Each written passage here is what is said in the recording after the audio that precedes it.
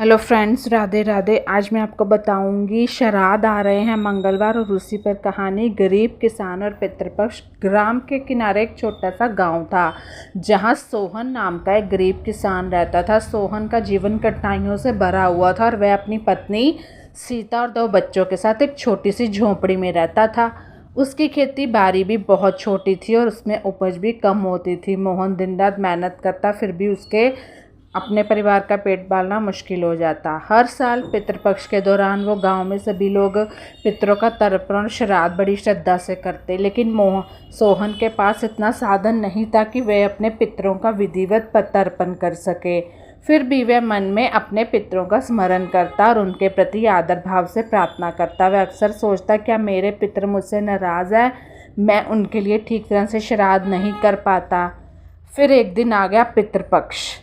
गांव में हर घर में लोग अपने पूर्वजों का तर्पण करने लगे। मोहन भी अपने दिल में एक गहरी प्रार्थना कर रहा था। उसने सोचा कि इस साल वह अपने पितरों के लिए कुछ विशेष करेगा, चाहे उसके पास कुछ भी ना हो, लेकिन उसके अंदर जो श्रद्धा है, भावना है, वो अपने सच्चे मन से इस साल जरूर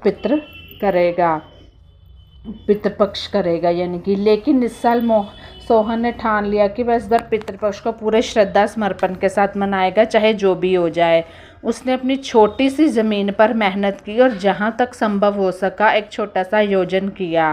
वह जानता था कि उसके पास बहुत कम संसाधन है, लेकिन उसकी श्रद्धा और पितरों के प्रति स्नेह उसे बार बार प्रेरित कर रही थी।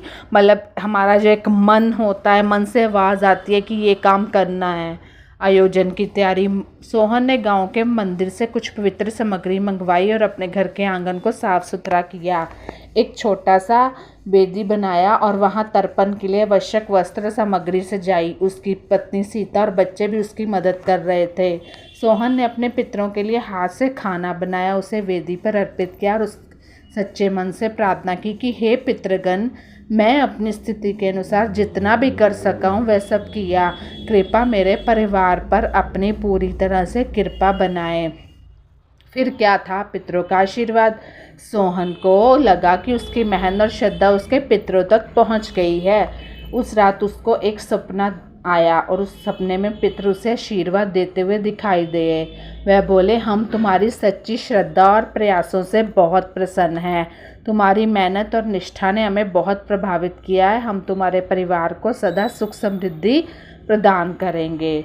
अगले दिन जब सोहन उठा तो उसके मन में एक बड़ी प्यारी शांति सी उसके चेहरे पर चमक रही थी और उसने अपने सपने के बारे में अपनी पत्नी सीता को बताया। सीता ने जो उसे विश्वास दिलाया कि ये पितरों का आशीर्वाद है। दिन बीतते गए और धीरे धीरे सोहन के खेतों में बदलाव। 1 से 2 से 3-4 खेत उसके एकड़ ज़मीनें बन गई। उस साल फसल खूब अच्छी हुई और उसे अच्छी कीमतें भी मिलने लगी। देखते ही देखते उसका जीवन धीरे धीरे बदलने लगा।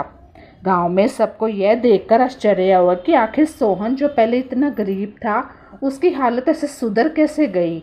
लोगों ने उससे पूछा, तुम्हारे पास ऐसा क्या चमत्कार है। तो सोहन ने उन्हें अपने सपने और पितरों के आशीर्वाद की बात बताई। गांव के बुजुर्गों ने कहा, यह पितृपक्ष का चमत्कार है। जिनके दिल में सच्ची श्रद्धा होती है, उनके पितर हमेशा खुश रहते हैं और उनकी मदद करते हैं। समृद्धि और शांति। सोहन की ज़िंदगी अब धीरे धीरे बदलने तो लगी थी।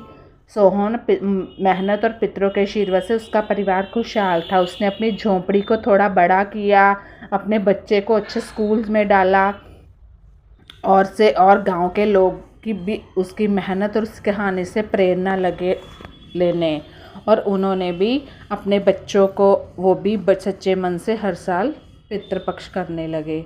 हर साल पितृपक्ष में सोहन अपने पितरों का ऐसे ही विधिवत तर्पण करता और उनका आशीर्वाद प्राप्त करता।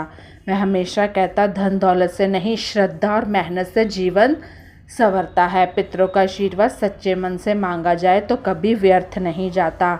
अगर हम सच्चे मन से उनको याद करते हैं, क्योंकि पितृपक्ष में पितर 15 दिन के लिए धरती पे आए होते हैं, तो उनको ज़रूर खुश करके भेजें। तो क्या शिक्षा मिलती है इस कहानी से। श्रद्धा और मेहनत से जीवन में किसी भी कठिनाई को आप पार कर सकते हैं। चाहे आपके पास थोड़े से ही साधन है, साधन यहाँ पैसे, थोड़े से पैसे थे तो उसने जुटाए, पितरों का आशीर्वाद प्राप्त करने के लिए सिर्फ बड़े बड़े तर्पण या यज्ञ की जरूरत नहीं होती, बल्कि सच्चे दिल से किया गया स्मरण भी पितरों को तृप्त करता है। सोहन का जीवन इस बात का उदाहरण था कि जब इंसान अपने दिल से पितरों का सम्मान करता है या